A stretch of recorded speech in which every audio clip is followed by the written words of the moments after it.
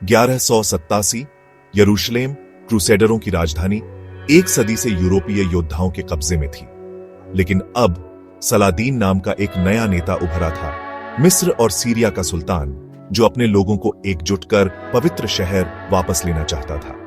क्रूसेडरों का नेतृत्व राजा गाई ओनफ लुजिनियान कर रहे थे, गर्वीले लेकिन हमेशा समझदार नहीं। उनके साथ थे नाइट्स टेम्पलर और हॉस्पिटैलर जैसे बहादुर योद्धा। सलादीन ने अपने साम्राज्य के हर कोने से सैनिक जुटाए।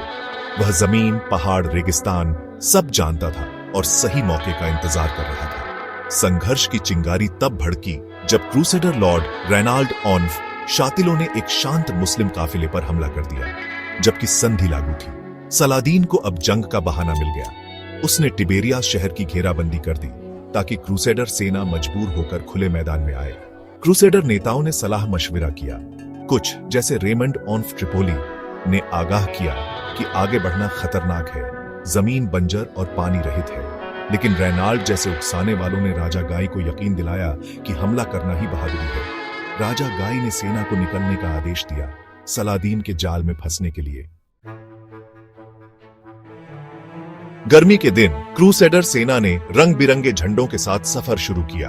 उनके पास ट्रू क्रॉस था, यीशु के क्रूस का अवशेष, जिसे वे जीत की गारंटी मानते थे। लेकिन उनकी योजना कमजोर थी। वे पानी के स्रोतों से दूर बंजर जमीन में सलादीन की नजरों के सामने बढ़ रहे थे। सलादीन ने सीधे हमला नहीं किया। उसके घुड़सवार तीरंदाज दूर से तीर बरसाते और फिर गायब हो जाते। इन हमलों ने सेना की रफ्तार तोड़ी और थका दिया।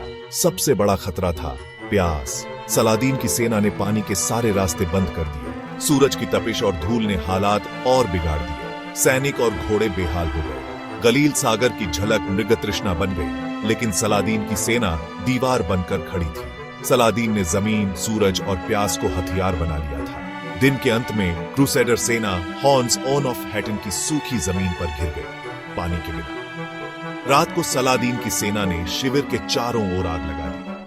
धुआं और प्यास ने सेना को तोड़ दिया। अगली सुबह उन्हें अपनी जान की आखिरी लड़ाई लड़नी थी। 4 जुलाई की सुबह क्रूसेडर सेना थकी, प्यास से बेहाल और मनोबल टूट चुका था।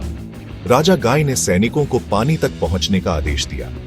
अब लड़ना ही एकमात्र रास्ता था। सलादीन ने अपनी सेना को आगे बढ़ाया और क्रूसेडरों को पूरी तरह घेर लिया। लड़ाई शुरू हुई। अफरा तफरी, तीरों की बारिश, तलवारों की झड़प। पैदल सैनिक सबसे पहले टूटे।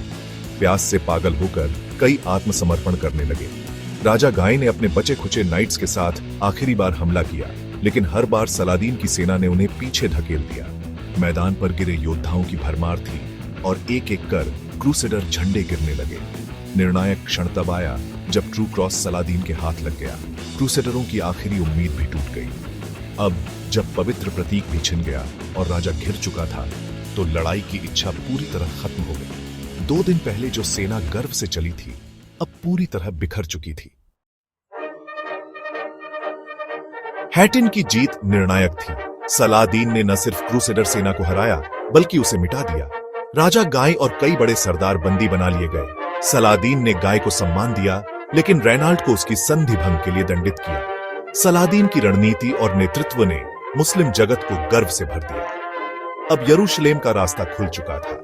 क्रूसेडर राज्य के पास अब कोई सेना नहीं बची थी। एक एक कर शहर और किले सलादीन के सामने झुक गए। 3 महीनों में सलादीन यरूशलेम के दरवाजे पर था। इस बार उसने शहर को शांति से अपने कब्जे में लिया। नागरिकों को सुरक्षित बाहर जाने दिया गया। यह दया उस समय के बिल्कुल उलट थी जब क्रूसेडरों ने शहर जीता था। हैटिन की लड़ाई सिर्फ एक युद्ध नहीं थी, यह रणनीति, नेतृत्व और एकता की जीत थी। सलादीन ने दिखाया कि असली ताकत सिर्फ हथियारों में नहीं, बल्कि दिमाग और अनुशासन में होती है। क्रूसेडरों के लिए यह घमंड और बंटवारे का सबक था। यह युद्ध क्रूसेड्स के इतिहास का मोड़ था। एक राज्य मिटा, एक दास्तान ने जन्म लिया। हैटिन की कहानी आज भी सिखाती है, सबसे बड़ी जीत धैर्य, बुद्धिमानी और एकजुटता से मिलती है।